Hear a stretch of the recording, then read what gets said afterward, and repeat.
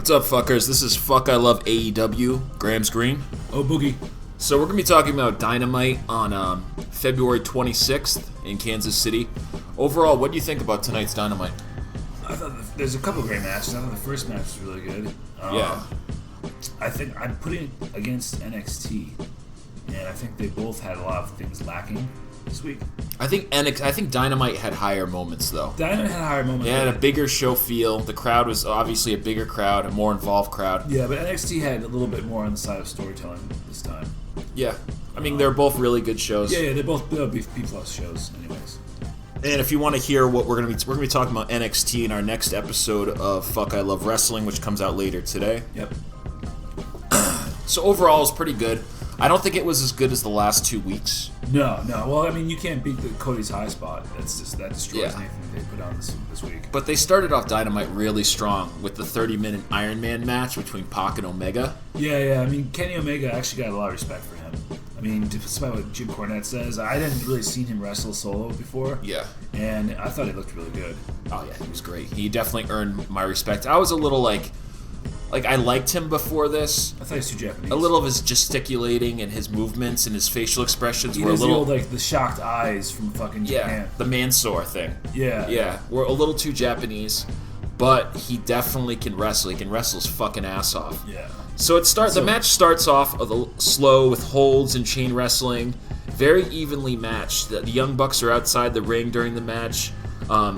Kenny Omega does his amazing Snapdragon suplex. They trade moves, Pac and Omega. Pac DDTs Omega onto the floor, onto the outside. Pac hits Omega with a double-edged brainbuster from the top ropes. They exchange creative offense and near falls. The crowd cheers. This is awesome. It was. Pac hits Omega with a chair, and he gets a disqualification. So Omega gets the first point in the match. Yeah. But he does it's actually the first DQ in AEW history, which is amazing, and it shows that they really are valuing wrestling and trying to bring some respect back into it. Like 6 months into the AEW. So yeah, 6 months, and this is the first DQ, and that's pretty amazing. Yep. So this was Pac's plan. He uses the chair shot to weaken Omega so he can get a victory. Yeah. Pac gets a 1-2-3 from a Black Arrow, so now they're tied 1-1. Kenny's wasted at this point. He's on the outside, laying on the ground. His cardio looked like it was just flying. Pac sets a table up, puts Kenny on it. He goes up to the top and hits a 360 moonsault onto Kenny, almost resulting in a double countout until the Young Bucks help Kenny get back into the ring. Omega puts his knees up to defend against another Black Arrow. They trade offense. The time runs out, and it goes to sudden death rolls. So whoever hits the first knockout, pinfall, submission, DQ wins the match. They continue to trade offense. Omega wins with a winged angel, which I love. I love the winged angel. That's an awesome move. This match is one of the best matches of the year. I think it can go against any of those great matches from TakeOver Portland. Yeah, it is a pay-per-view match, basically. Yeah, it was pay-per-view quality and like high-level pay-per-view quality. Yeah, it wasn't top billing. Definitely top tier. Okay. So Shivani interviews Pac, and Orange Cassidy comes out to interrupt it. Pac forearms Cassidy in the face. An interviewer comes to Jericho's dressing room, a really hot-looking interviewer. Yeah, I've never seen her before. Yeah, Hager answers the door with a blank face and shuts the door, saying nothing. Next, we get to a 6-man tag team match. Ortiz, Santana, and Guevara versus Jurassic Express. So bad. Yeah, it's a decent tag match, but the ref is buried. Yeah. And Marco Stunt has no business being in the ring. That's what I wrote down. Yeah, and even Jungle Boy, he just seems so small. He seems like he could just, if he took one real hit, he'd die. Well, the thing with Jungle Boy, if it was just Jungle Boy and there wasn't like 50 other small guys. Yeah, if he was the only small guy. If he was the only small guy, it would mean more. But when there's like a ton of small guys, he doesn't mean as much. And the other thing is, he's the smallest of the small guys. Yeah. I mean, not counting the other little midget that's on his team. Yeah. But, he's ridiculous. He's so small. And his build is so, like... Yeah. I mean, he's got to put on, like, 15, 20 pounds of muscle before he's going to ever be making this business. He's going to fall apart. Yeah, I think he will. I mean, Marco Stunt definitely has no business. He has no business. He's like Hornswoggle, man. You can't have him in there. Yeah, and then Stunt almost gets Guevara with a roll-up. Luchasaurus comes in with a hot tag, cleans house. and does a standing moonsault onto Ortiz for a near fall. The match is kind of incomprehensible spot show. That's exactly what I wrote. That's all there was with spots. It's just one after the other. Darby Allin runs out to a huge pop and takes the loaded sock from Guevara before he used it on Jungle Boy. Jungle Boy gets a 1-2-3 roll-up after the distraction. Darby cuts his cue card promo about the pay-per-view and how he's going to beat Sammy Guevara. He has the on one of the cue cards a casket with Guevara's name on it. I like the gimmick with Darby Allin with the cue cards. I like Darby Allin. I think he's pretty badass. Yeah, I think he's probably their most over homegrown talent of all the homegrown guys, the non-WWE guys. Yeah, he probably is. Next, there's a video package summarizing MJF and Cody Rhodes' feud so far with some of the high spots and the whole moonsault off the cage last week. Yeah. I'm really excited for the pay-per-view for Revolution. We're going to cover the pay-per-view this weekend. Yep. Super excited for it. MJF, to me, I've said it over and over again, he's the best heel in the business right now. Yeah, I mean, there's a lot of good heels. I think Seth Rollins could watch his promos though and learn something from it. Yeah, but I don't think Rollins is the best heel in WWE even. So you don't think so? I think Brock Lesnar. But Brock Lesnar is a heel. He's the monster heel. He's not the chicken shit heel. No, there's two types of heels. There's the monster heel and there's the chicken shit heel. And Rollins is probably the best chicken shit heel. Well, I just think of what heel would you least want to be in the ring with, and it's got to be Brock Lesnar. Yeah, Brock Lesnar. He's just a force of nature. Okay, so there's after the video package, there's a fight: the Best Friends versus Orange Cassidy versus the Butcher and the Blade with the Bunny. Love the Butcher and the Blade, man. The Butcher looks straight out of 1800s, fucking New York's Gangs of War. Oh, it's just awesome. Yeah, the Gangs of New York. Yeah. Bill the Butcher. He's got the fucking old mustache and shit. Oh man, this guy's a badass. I don't know why they don't get a push. Yeah, they're awesome. I think they're starting to come up the card a little bit. Yeah. This match is sort of to figure out who wants to be the next in line to face whoever wins on Revolution. So it's probably going to be the Young Bucks who win. I hate the Young Bucks. I can't stand them. I think they're skilled. I don't really like their promos. The Hardy Boys Part 2, man. That's all they are. Yeah, kind of a generic Hardy Boys. And Bunny was looking sexy as fuck. Bunny looks good. The whole thing with Cassidy was stupid, though. She's from Impact. She used to have brown hair. She was an Impact wrestler. I remember her from Impact. Yeah, she looked completely different. She had like darker hair. I think she probably showed up in the end when I wasn't watching Impact anymore. So with this match, the Butcher and the Blade do some cool double team moves. The Best Friends do the same. They trade offense. Orange Cassidy and the Bunny square off in the ring. He slowly tries to put his hands in his pockets. Bunny catches them and goes for a kick to the balls. He catches the kick and takes her bunny ears off. Stupid indie slapstick bullshit. Stupid. Takes away the credibility of the show. I mean, I guess it's better than like Santina Marella. Yeah, Santina was a low point in wrestling. I mean, the crowd loves it. For me, as an old school wrestling fan, I'm just kind of like, ugh. Yeah. Why? Like, it just... For the casual viewer is just going to want to turn the channel when they see this. Now, but this is Orange Cassidy being overshot. I mean, we see him all the time, 2-3 times a show. He's way more over than fucking the Best Friends are. Well, the Best Friends are horrible. Jim Ross makes a point. He announces it that he's one of the highest selling merch people is Orange Cassidy. Yeah, he's done nothing so far except walk around with his hands in his pants.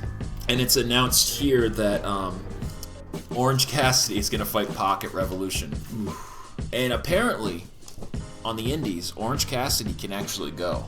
Yeah, I mean, he wouldn't be in the business if he couldn't. But he comes out. I thought he was just a manager. I didn't realize that he was actually an indie wrestler. Well, he's pretty young to be just a manager. Yeah, and he might have had an injury, or it might have just came in that way because they didn't work. He has no build at all, though. I'll tell you that. Yeah, he doesn't. You know who he looks like? He looks like El Generico. Yeah. He has the same build as El Generico, as Sami Zayn. Sami Zayn, yeah. Yeah. I like him, though. There's something about him that I like. I can't figure it out yet. He's ridiculous. That's what it is. He's just a ridiculous character. Yeah, so it was announced that Cassie is going to fight Pac at Revolution. No, that's not a squash match. And the Best Friend says at this point, this time, he's actually going to try. Yeah. Because his whole gimmick is that he tries at nothing. Yeah, whatever, man. The next match is a kind of a shit show. It's a fatal four-way with Big Swole, Yuga Sakazaki, she's like the magical girl. Magical girl, yeah, she's hot. She's cool. Shayna, who wears the Dragon Ball Z. That's cool. I like the Dragon Ball Z. yeah. That's fucking awesome. And Hikaru Shida, who's super sexy. Yeah, all of the girls except for Big Swole. Big Swole's kind of disgusting. Big Swole sort of intimidates me, actually. Yeah, I mean, you need women like that. Yeah, she's too tough, man. Yeah. It's a hot mess. There's a couple cool spots. Big Swole's impressive. Hikaru Shida gets the pin on Big Swole after a sliding kick to the face, which was a cool move. Yeah. Then there's a Dark Order vignette on how the Exalted One is going to come, a.k.a. Matt Hardy. We all know it's going to be Matt Hardy. If it's not Matt Hardy, Who could it be then if it's not Matt Hardy? It could be, what's his name? Brody Lee from the Wyatt family. Oh, that'd be weak, though. He's coming in. He's coming in, but I mean, you need to have someone big to be take that place. He's not a leader, though. He's a follower. And Matt Hardy is not big anymore, but Matt Hardy is still a name in wrestling. He just had a huge angle with Randy Orton. Yeah. You know? Yeah. But he's not what he was 10, 15 years ago. No. But his whole gimmick that he was doing before he came in to when he was in Impact Wrestling got really over, and WWE just spotted the whole Woken thing. Oh yeah. So that will be cool. And Matt Hardy's been cutting some really cool promos about he was in a wheelchair, and he said that he thanked Randy Orton for killing the Hardy Boys, Matt Hardy, and bringing him back to who he was, and he changed voices and shit. Yeah. It was cool. It definitely led into the fact that he's coming to AEW. Oh yeah. But I also heard news that WWE just offered him a boatload of money to go to NXT. He's too old to be in NXT, man. It's like, they're trying to change the image of NXT to being a third brand instead of just being. But I don't think Matt Hardy does that. I mean, Matt Hardy's not A-lister anymore. I mean, it'd be one thing if you're putting like, I don't know, who knows. Well, if they let him go down to NXT and just be creative and help the young guys out with promos and shit like that, I think he could do a lot down there, and he could do the whole his whole Woken gimmick thing. Yeah. That would be cool, but I'd much prefer him to be the leader of the Dark Order. Yeah, I mean, he's in his mid-40s. It's time to, not go back to NXT. Okay, next there's a sit-down interview from earlier today with Jim Ross interviewing Omega, Hangman, and the Young Bucks. Hangman's drinking. The Young Bucks say they're going to win the titles. Hangman says they're not going to take away his crowning achievement. The Young Bucks call out his drinking and say he was just a jobber when they found him in ROH. And they brought him into the Elite. Bullshit. And they made him a star. They come off like heels here. Yeah, big time. So I think they're going to play the heels in the match. I don't think Hangman's going to go turn heel. I think they're going to turn heel on Hangman. I think that's how it's going to go. Because if Hangman turns heel, you know that Kenny Omega's not. There's no way he's going heel. He's a babyface all the way. All the way. Hangman says his drink's empty and he's leaving. He's out. Next is the weigh-in. Two hot ring girls come out. Tony Schiavone announces Gary Michael Campetta. Who I don't even remember. I mean, he was in WCW, but I had never seen that guy. Yeah, I don't remember him either. To announce the weigh-in, he's an old WCW ring announcer from must have been like the early 90s. Late 80s, like when Crockett became WCW, early 90s. Moxley comes out, huge pop. He weighs in at 234. Which is big. I thought he was a lot better than that. Yeah, Jericho stalls. Jericho says that no wonder WCW closed with Campetta as the announcer. It was funny. I love Jericho heat, man. Moxley gets impatient. He headbutts Jericho open, breaking his nose. Blood pours out of his nose. Yeah. The Inner Circle jumps Moxley. Dustin Rhodes runs out for the save. Him and Hager fight through the crowd into the concession stand area. And Jim Ross says, "Not the Dippin' Dots." Yeah. They're fighting towards the Dippin' Dots. Yeah. Anime convention stuff. The remaining members of the Inner Circle, Ortiz and Santana and Guevara, jump Moxley. Darby runs out for the save, but he gets attacked by Guevara. His skateboard gets cracked. Moxley dirty deeds Jericho onto the scale for the end of the show. I'm wondering if it was a shoot. The broken nose was a shoot or not. Yeah, it was definitely a shoot. Yeah. I was looking for a place where he could, because this is the second time I saw it, I was looking for a place where he could have bladed himself. It didn't look like he could have bladed himself there. It was definitely a real headbutt. Yeah. I think they probably planned for a hard way headbutt. Yeah. Jericho has balls like that. Yeah. So I'm excited for Revolution this weekend. Too. So we have the Pac Orange Cassidy. We have the Young Bucks versus Kenny Omega and Paige, where I think we're gonna find out what's gonna happen. Whether either Paige is gonna go heel, or the Young Bucks are going to go heel on them. Something's big is going to happen in that faction. Yeah. And then obviously we have the MJF, Cody. I think we're going to see Wardlow again. I think we're going to see Cobb show up again. Cobb. Who knows what Cobb's going to do? I mean, he's a free agent. He can do whatever the fuck he wants. And it was just announced that AEW signed Lance Archer from New Japan. So I haven't seen Lance Archer fight yet. So he's huge. He's huge in size or in size? Yeah, skill. He's been around forever. He was Vance Archer back in WWE back in the day. He didn't really get much of a push there. Yeah, I don't remember at all. He's a big fucking dude, big burly dude. I have a feeling that maybe he'll come out and go after Wardlow. Maybe Wardlow's a big dude too, though. I mean, Wardlow interferes in the match. Maybe Lance Archer comes out and attacks Wardlow, setting up a new feud. I think that with the match with Dustin Rhodes and Jake Hager, I think Jake Hager has to go over. At this point, I mean, Jake Hager's done absolutely nothing.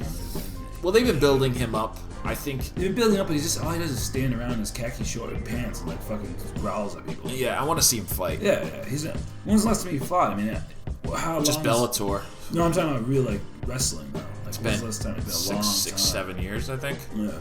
The last angle he was in was the full Free the People, Zeb Coulter. Yeah, and that was a long time he was teaming with Cesaro. Yeah. For a while, which Cesaro didn't really fit in that group at all. No, how's he gonna be pro-American, man? He's fucking from where? Yeah, or some shit? He's from Sweden. Yeah. Didn't make any sense at all. But I'm excited for Revolution. Like, subscribe, share, comment down below. If you want to email us any questions, it's BLUMILK milk77 at gmail.com. Peace out, fuckers. We'll catch you again this weekend. And later today, check out our other show, Fuck I Love Wrestling. Have a good one, man.